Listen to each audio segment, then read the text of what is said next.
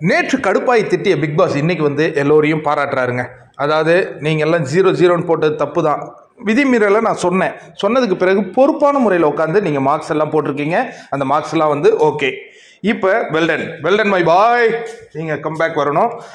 இப்போ இந்த round 2 dance marathon ரவுண்டுடைய 2 part 2 தொடங்க போகிறேன் அப்படின்னு பிக் பாஸ் அறிவித்த உடனே சில பேருக்கு கடுப்பாகுது, சில பேருக்கு மகிழ்ச்சி ஆகுது. சில பேருக்கு ஏன் கடுப்பாகுதுன்னா அவங்க மொத்த எஃபெக்டையும் போட்டாங்களாம் போன இதுலேயே.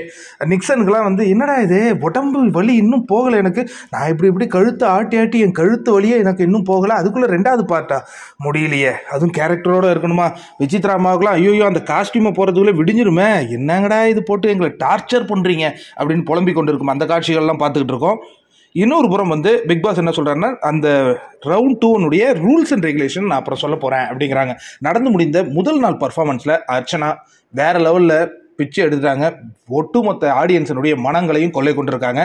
பட் ப்ரோக்ராமில் பார்க்கும்போது அவங்களுடைய பாடல்கள் கட் செய்யப்பட்டது ரசிகர்களுக்கு மிகப்பெரிய ஒரு வலியையும் வேதனையும் தருது. அதே மாதிரி மாயாவுடைய பர்ஃபார்மன்ஸ் அவங்க கட் பண்ணதே நல்லது தான், பார்க்குற மாதிரி இல்லை. விஜய் வர்மா நல்லா இருந்தது, மற்றவங்க இதெல்லாம் வந்துடுச்சுல.